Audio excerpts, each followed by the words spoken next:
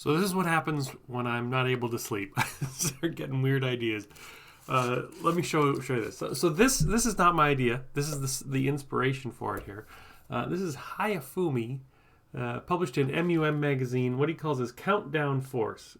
It was actually, I think, called the star trick, but the method he called the countdown force. So it's 5 numbers, and it's one of those things where you pick any number, and then you got to move your finger. You count if you're on 2, for example, you would count forward 1, 2 squares. Or if you're on 3, and this is kind of the interesting part about it, if you're on 3, you would count 1, 2, bounce off the end wall for 3.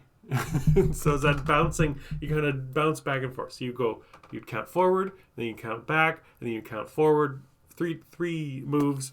And that's the countdown force, which I quite like. I found this.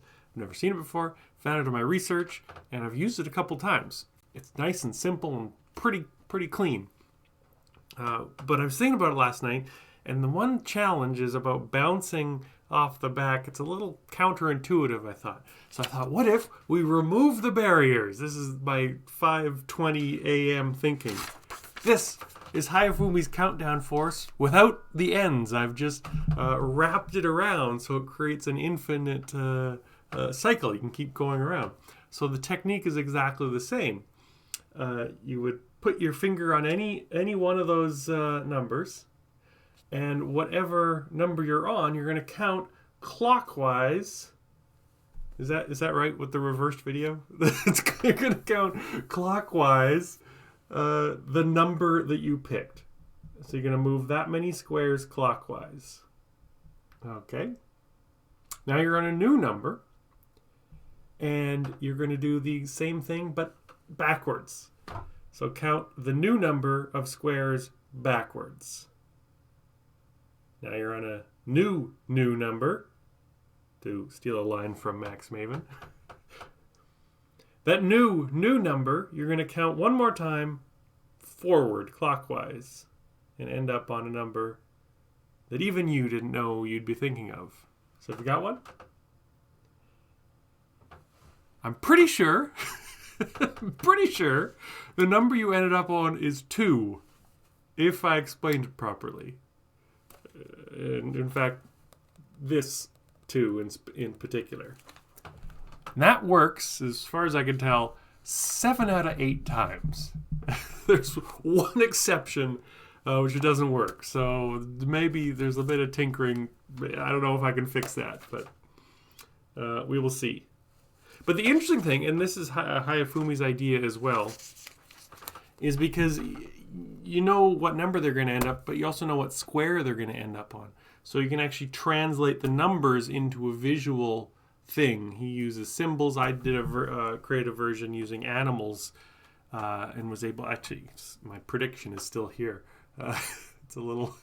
Not going to focus. It's a little elephant that I made as my prediction.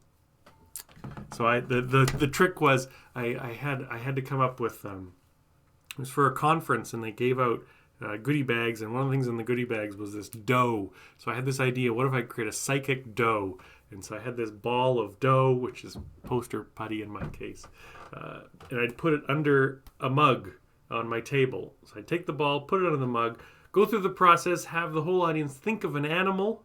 In the end, they'd think of an animal. I'd lift up the mug, and the psychic putty molded itself under power of psychic energy, molded itself into the predicted animal. So that was my most recent adaptation of this idea. So being able to take a number and turn it into something else. Hayafumi's countdown force, great option. As I said, MUM magazine, October 2008. If you want to track down his routine, recommended. And then my version, which has still got some bugs to work out.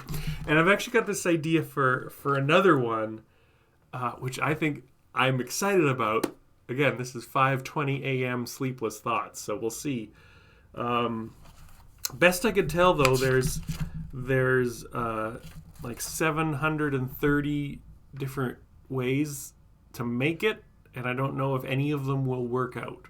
So I'm going to have to create a program to simulate that and see if I can crack the code and make it work. If so, I'm excited. If not, well, that's the way it goes. So that's my, I don't know if that counts as a tip or a trick. It was kind of neither. It's an idea in progress. I'm Ryan. Thanks for watching. I'll see you next time.